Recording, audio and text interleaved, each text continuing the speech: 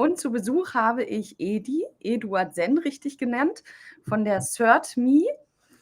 Und wir werden heute ein bisschen so aus unserem Alltag berichten. Edi aus seinem Alltag mit der Cybersecurity und ich aus meinem Alltag mit neurodivergenten Menschen, die meist auch in der IT unterwegs sind, häufig. Fang du doch mal an, kurz dich vorzustellen, Edi. Sehr gern. Ja, alles einmal danke für die Einladung. Ja, wie schon gesagt, Sen Eduard, mein Name, am besten einfach Edi. Ich bevorzuge auch das Du ganz gern.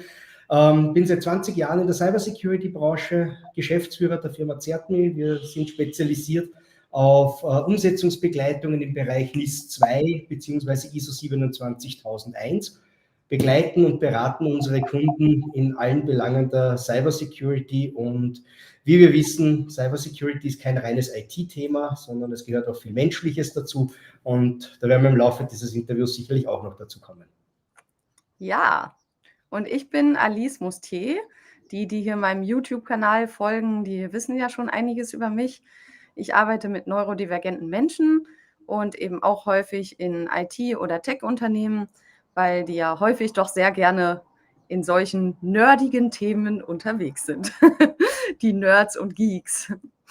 Und ich mache das seit 2013, arbeite ich mit neurodivergenten Menschen. Und seit 2016 habe ich mich selbstständig gemacht, seit 2021 auch meine Firma. Und ich freue mich heute mit dir, Edi, über Cybersecurity zu reden. Und wir hatten ja gerade schon, ich hatte dir geschrieben, womit wir anfangen könnten. Also, Ball ist bei mir. Ja, die großen Themen der Branche im Prinzip sind nach wie vor die gleichen, wie sie 2023 schon waren. Wir haben einerseits das Thema Ransomware am Schirm für alle, die das vielleicht noch nicht so wissen, worum es hier geht. Ransomware ist schlichtweg die moderne Form der Erpressung. Also früher waren es bruskierende Fotos eines Privatdetektivs und man wurde dann halt dementsprechend erpresst. Heutzutage sind es unsere Daten auf unseren Systemen. Die Systeme werden verschlüsselt, vorher werden die Daten kopiert und dann wird man eben mit seinen Daten erpresst. Auf der anderen Seite, meistens auch als Einfallstor, wird eben Phishing und Social Engineering verwendet.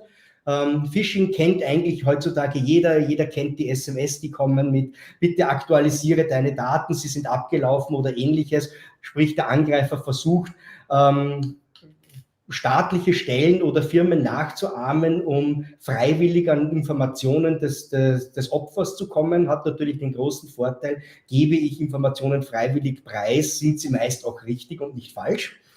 Auf der anderen Seite natürlich das Thema Social Engineering, wie schleichen sich Menschen oder Angreifer in Unternehmen ein, um dann zum Beispiel der Klassiker CEO-Fraud bei Lieferanten Kontonummern so zu ändern, dass sie die Zahlung erhalten, statt zum Beispiel eben der Lieferant. Ja, was kann man dazu sagen? Wir haben circa 4000 Angriffe weltweit pro Tag, was im Schnitt einen Angriff pro 21 Sekunden macht. Und ein Risiko im Dachraum von 36%, dass es ein Unternehmen erwischt. Sprich, wir haben mehr als ein Drittel Risiko und meiner Meinung nach kann kein Geschäftsführer und kein Verantwortlicher ein derart hohes Risiko auch nur ansatzweise ignorieren, weswegen die Zeit geboten ist, hier wirklich auch Hand anzulegen und das dort zu adressieren, wo es hingehört, und zwar in die Chefetage ganz nach oben. Ich habe bei dem Branchenverband Bitkom e.V.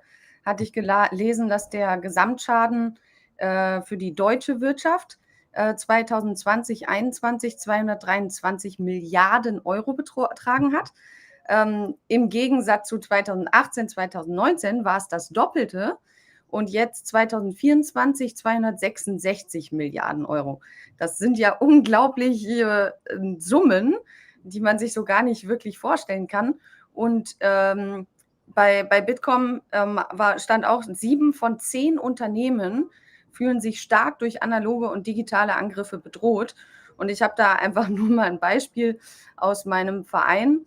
Da hatte jemand der hat selber Cybersecurity angeboten und hat dann aber, also der hatte eine Firma, die Cybersecurity gemacht hat, sogar für die Bundesregierung. Und dann hat er selber irgendwann mal einen Angriff gehabt. Und das hat ihn halt psychisch so weggeworfen, weil er dachte natürlich, als Experte ist man da ja sicher und ich habe ja alles installiert etc. Und dann wurde er halt trotzdem angegriffen und das hat ihn psychisch so weggehauen, dass er danach einen anderen Beruf ergriffen hat. Und zwar einen, der nichts mehr mit irgendwas Technischem zu tun hat. Was natürlich heutzutage kaum noch möglich ist, weil selbst die Landwirte haben mit Technik zu tun. Aber das weiß ich noch, das hat mich sehr beeindruckt, als der so seine Unternehmensgeschichte sozusagen erzählt hat, weil ich da auch gemerkt habe, wie stark das psychologisch Auswirkungen hat. Also einmal die psychologische Auswirkung, bevor der Angriff ist, also einfach, dass die Menschen resilient sind und psychisch darauf vorbereitet werden, wenn so etwas passiert. Weil wenn man sich so überlegt, bei einem Flugzeug müssen wir uns jedes Mal wieder diese 10 Minuten oder was die da uns erzählen eben über was passiert und was wir tun sollen, wenn das Flugzeug abstürzt. Dabei ist Flugzeugfahren Fliegen ist eins der sichersten Verkehrsmittel überhaupt. Und bei Autos bekommt man da nie irgendwie große Schulungen. Aber gerade deswegen bei Cybersecurity finde ich das so wichtig, dass man wirklich weiß, im Falle des Falles, was müssen wir dann tun und wie muss man dann am besten reagieren? Und da habe ich halt einfach festgestellt, dass es total interessant ist, wie neurodivergente Menschen damit umgehen. Weil zum Beispiel auch bei der Bundeswehr kenne ich viele neurodivergente Menschen, die gerade deshalb da sind, glaube ich, weil sie es einfach lieben, mit herausfordernden Momenten umzugehen. Und wirklich in schwierigen Situationen dann plötzlich die Zügel ergreifen und wirklich das Team leiten können, weil das eine Herausforderung ist und weil diese Menschen halt Herausforderungen manchmal wirklich lieben. Und ich glaube, genauso ist es eben in der Cybersecurity. Das ist ja im Endeffekt wie bei der Bundeswehr. Wenn was passiert, musst du schnell und sicher handeln können. So. Ja, die Frage, die sich da immer stellt, ist das, was tue ich wann? Ja. Die besten präventiven Maßnahmen sind nur bis zu einem gewissen Teil erfolgreich, weil wir werden immer wieder das Problem der sogenannten Zero-Day-Lücken haben. Das heißt, es wird immer Lücken geben, die der Hersteller einer Software, einer Hardware-Appliance, wie auch immer, noch nicht am Schirm hatte und die dann aktiv ausgenutzt werden. Denn wir haben ein Problem in der Cybersecurity, wir werden immer nur reagieren können und niemals agieren, denn der Impuls kommt stets von außen. Leider. Was hier ganz wichtig ist, ein gut vorbereitetes Notfallhandbuch zu haben, das ist das eine, das auch Kommunikationswege ganz klar definiert. Aber was noch viel, viel wichtiger als dieses Playbook zu haben ist, dieses Playbook auch regelmäßig zu prüfen und zu testen. Ja. Also ja, man muss wirklich aktiv auch Vorfälle im Unternehmen testen, probieren, Übungen abhalten und zwar nicht unbedingt während der Arbeitszeit, wo jeder darauf vorbereitet ist, sondern wirklich in Stresssituationen, Samstagnacht, Freitagnacht, Sonntag in der Früh um 4, schauen, wie schnell reagieren meine Leute, wie schnell kommen sie, funktionieren Kommunikationswege, funktionieren die einzelnen Teams dann auch richtig und habe ich natürlich auch noch externe Dienstleister, die ich im Notfall auch zur Rate ziehen kann. Und Kommunikation ist ja gerade eben mein Thema, warum ich eben aus der Neurodiversität auch auf das Thema Kommunikation gekommen bin, weil ich immer wieder gesehen habe, dass die Kommunikation zwischen neurodivergenten Menschen und so normalen Menschen finde ich auch immer blöd. Wir sind ja alle irgendwie ein bisschen anders, jeder auf seine Art und Weise. Aber die zwischen neurodivergenten und neurotypischen, so nennt man das, Menschen, da ist die Kommunikation halt manchmal so kompliziert, weil man wirklich, als ob man eine andere Sprache spricht. Das ist halt eigentlich, sprechen wir beide Deutsch und trotzdem kommt ganz häufig was ganz anderes an bei dem Gegenüber als das, was der Sprechende sagen wollte. Und da habe ich halt gemerkt, gerade in der Cybersecurity ist das so wichtig. Und wenn man bedenkt, 95% der Cyberangriffe geschehen nicht durch technische Malheurs, sondern im Endeffekt dadurch, dass die Mitarbeiter nicht geschult sind, dass die Kommunikation nicht stimmt, dass irgendwelche E-Mails geöffnet werden. Ich hatte schon bei einem Unternehmen die Tochterfirma in Amerika, die hatte, da kam eine E-Mail aus Deutschland und die E-Mail sah halt genauso aus wie halt immer. Nur, dass es halt diesmal gefälscht war. Und der Mitarbeiter hat die natürlich geöffnet, ohne was zu bedenken so. und dann war der Virus schon drauf. Und das sind ja mittlerweile so kleine Sachen.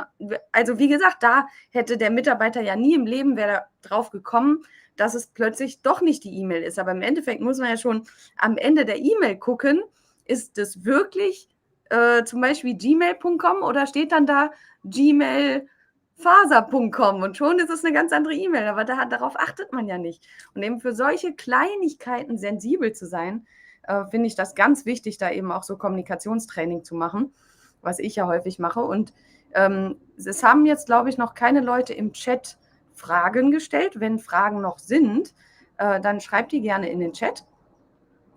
Und Edi, hast du denn mal ein konkretes Beispiel von einem Fall, wo eine Cyberattacke stattgefunden hat und wo du vielleicht auch erklären kannst, wie man diesen hohen Schaden hätte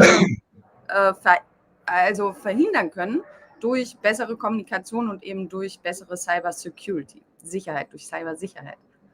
Ja, ich habe da ein durchaus interessantes Beispiel aus dem asiatischen Raum. Das ist vielleicht weniger mit einem Phishing-Link verbunden, sondern eher mit, wir haben in der Cybersecurity grundsätzlich gerade im Bereich Social Engineering und CEO-Fraud zwei Komponenten. Wir haben natürlich einerseits die technische Komponente und auf der anderen Seite die persönliche Komponente. Und die persönliche organisatorische Komponente ist eigentlich das sogenannte interne Kontrollsystem einer Firma. Das sollte natürlich tunlichst nicht unterwandert werden und ein Social Engineer hat genau darauf zielt er ab. Der Fall aus dem asiatischen Raum war jener, dass bei einem großen börsennotierten Konzern eine Videokonferenz angesetzt war. Also komplette Vorstand anwesend, inklusive dem Vorstandsvorsitzenden. Sah alles normal aus, der Vorstandsvorsitzende sah aus, wie er immer aussah, er klang auch so, wie er immer klingt. Am Ende dieser Sitzung wurde eine Zahlung in dreistelliger Millionenhöhe freigegeben, weil der Vorstandsvorsitzende dies ja angeordnet hatte. Ohne weitere Nachfrage, ohne internen Kontrollsystem ging diese Zahlung einfach raus. Nachhinein stellte sich heraus, es handelte sich um einen Deepfake innerhalb dieser Videokonferenz also der Vorstandsvorsitzende wurde quasi per KI deepfaked. Und das heißt, das Geld war weg.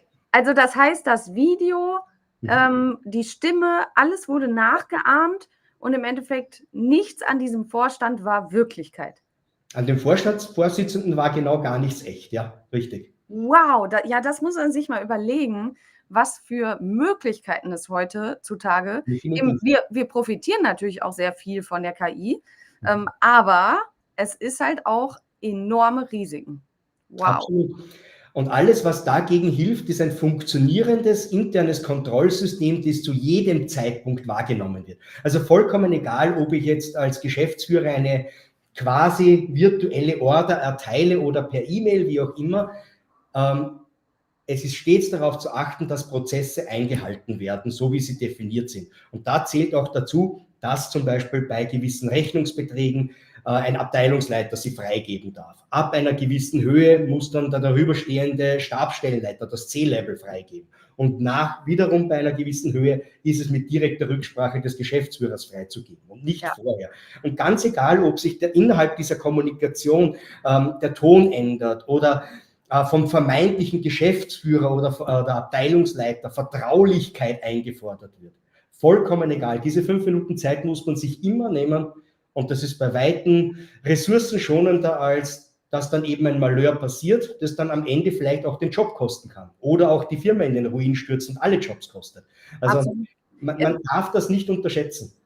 Ich finde, dein Beispiel ist super gut, um auch darzustellen, warum es auch hier wieder gut ist, neurodivergente Mitarbeitende da mit drin zu haben in solchen Konferenzen, weil ganz häufig verlieren eben neurodivergente Menschen sogar ihren Job, weil die ständig alles hinterfragen und kritisch sind, sehr kritisch sind, was natürlich für manche Geschäftsführer auch nicht so angenehm ist. Aber in so einer Situation wären diese Menschen die ersten gewesen, die eben bei kleinen Nuancen, wo sie gemerkt hätten, Moment mal, das sagt aber unser Geschäftsführer eigentlich nie so. Oder irgendwie plötzlich, komischerweise ist das Bild aber ganz anders. der hat doch eigentlich da, wo er immer arbeitet, hängt doch das Bild als Beispiel gar nicht. Das hätte bei ihm direkt, bei so einer Person direkt Alarmglocken aufsprühen lassen. Und bei anderen Menschen ist das halt ganz häufig, die trauen sich halt auch nicht, den Geschäftsführer in Frage zu stellen. Und das ist halt der Vorteil an neurodivergenten Menschen. Nicht alle, aber ich meine, viele haben halt ein Problem mit Autoritäten. Insofern, weil sie halt nur das für wahrnehmen, was sie einfach selber als wahr empfinden und sich nicht gerne von oben herab einfach, nur weil es eine Autorität ist, das akzeptieren. Und das ist aber in so einem Fall, ist das ja ein Riesenvorteil, wenn eine mitarbeitende Person das eben nicht einfach so hinnimmt, weil es eine Autorität ist. Der hätte vielleicht das geschafft, das zu hinterfragen und zu gucken, Moment mal, bevor wir jetzt da das ganze Geld überweisen, will ich erstmal nochmal das und das wissen. So. Und das ist wirklich ein gutes Beispiel, um zu zeigen, warum es hilfreich ist, mit neurodivergenten Menschen zusammenzuarbeiten, wenn man gute Cybersecurity haben will.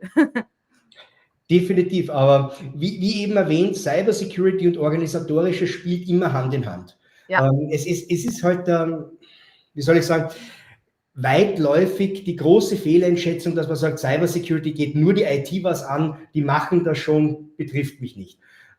Ich kann nur aus Erfahrung sprechen, also jetzt nicht aus direkter Erfahrung, aber aus Kundenerfahrung sprechen. Das interne Kontrollsystem soll niemals umgangen werden, ganz egal, wer diese Order gibt. Denn am Ende vom Tag wird es mich nicht meinen Job kosten, wenn ich beim Vorstandsvorsitzenden persönlich nochmal nachfrage und das dann vielleicht nicht tue, oder es ohne Nachfrage tue, dann ist mein Job garantiert weg. Also von daher, ich bin immer ein Freund davon, ich frage lieber einmal öfter als einmal zu wenig, weil das ist meistens der Beginn der Katastrophe. Ja, absolut. Ich finde den Spruch ganz schön, die richtigen Menschen am richtigen Platz verhindern die größten Risiken. Definitiv. Aber weil ich da die eine Frage gerade lese, wie man sich vor KI schützen kann.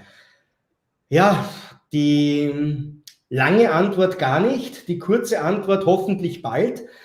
Es gibt an und für sich ein Abkommen und auch der AI-Act der EU sieht es vor, dass alles KI-Generierte mit einem Wasserzeichen versehen werden muss. Also es wissen heutzutage auch schon ganz, ganz wenige Leute, wenn du jetzt etwas ausdruckst, dann werden fast unsichtbare Markierungen am Rand gedruckt. Damit lässt sich nämlich der Drucker identifizieren, auf dem der Ausdruck erstellt wurde.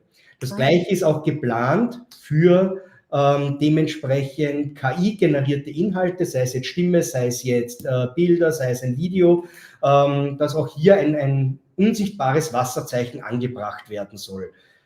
Am Ende vom Tag, wenn man sich seinem Gegenüber nicht hundertprozentig sicher ist, empfehle ich immer, einfach gewisse Reizfragen zu stellen, die nur das Gegenüber beantworten kann. Wenn ich jetzt sage, okay, ich bin jetzt die Assistentin des Geschäftsführers, der Geschäftsführer hat mir eine Weisung erteilt, irgendwie schmeckt die komisch, ja, ich wechsle mal kurz das Geschlecht, dann könnte ich, wenn der Geschäftsführer nicht da ist, ihn zum Beispiel fragen, welches Bild auf dem Kasten hinter seinem Schreibtisch steht. Üblicherweise ist das eine Frage, die nur wirklich Eingeweihte beantworten können und ganz bestimmt kein Social Engineer. Ja, das stimmt. Aber die Frage ist ja auch immer wieder, traut man sich als Mitarbeiter, wenn der Chef eben als Autorität vor einem steht, dann zum Beispiel zu fragen, sag mal, wie heißt deine Frau mit zweitem Vornamen? Als Beispiel nur mal, das wäre ja zum Beispiel eine gute Frage, aber wenn es jetzt kein Cyberangriff ist, sondern die wahre Person, dann kann ich mich ja auch in ganz schön komische Situationen geben, weil der Chef wird dann natürlich fragen, Frau Mustier, was soll denn das jetzt für eine Frage sein? Also ich meine, das ist halt ein bisschen, man muss sich das halt trauen, so. Ja, das ist definitiv eine Frage der Zivilcourage. Aber ich persönlich gebe auch jedem Geschäftsführer, mit dem ich zu tun habe, und ich komme aufgrund meiner Tätigkeit immer mit dem C-Level quasi in Verbindung, wirklich auch immer nur die Empfehlung, bitte ermutigt auch eure Mitarbeiter, über den Tellerrand hinaus zu denken. Es wird kein Geschäftsführer, ganz egal welch autoritären Stil er auch immer führen möchte, wird böse sein, wenn man einmal mehr fragt als einmal zu wenig und plötzlich es müssen ja keine 300 Millionen sein, es können genauso 10.000 Euro sein. Also beim typischen KMU-Unternehmen sind auch 10.000 Euro schon viel Geld. Ja, das stimmt. Also wirklich, ich kann es jedem nur empfehlen, sichert eure Arbeitsplätze ab, indem ihr lieber einmal mehr fragt als einmal zu wenig. Auf jeden Fall. Ja, dann kommen wir jetzt langsam auch schon wieder zum Ende. Vielleicht kannst du noch mal kurz vorstellen, wie man uns erreichen kann, wenn man Lust hat, mit uns zusammenzuarbeiten. Ja, da gibt es viele, viele Möglichkeiten. Nenn Einerseits doch freue einfach ich mal mich, einerseits freue ich mich natürlich über Vernetzungsanfragen auf LinkedIn. Ihr findet mich unter St. Eduard, genauso wie unter Zertmi. Ihr habt auch die Möglichkeit, über meine Webseite, die zertmi.at, dementsprechend eine Anfrage zu schreiben oder mit mir in Kontakt zu treten. Ich würde mich auf jeden Fall freuen, wenn die eine oder andere Frage noch kommt, und stehe natürlich auch gerne zur Verfügung, diese auch zu beantworten. Vielen Dank, Edi.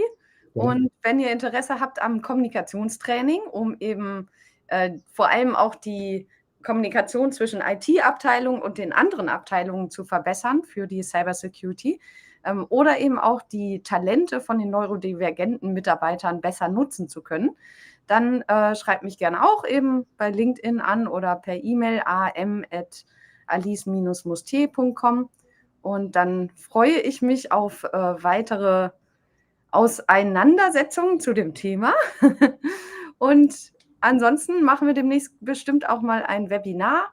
Also connectet euch einfach bei LinkedIn oder auch YouTube. Bei YouTube gibt es ja auch einige Sachen über neurodivergente Mitarbeiter zu lesen, zu sehen. Und dann freue ich mich aufs nächste Mal. Sehr gern.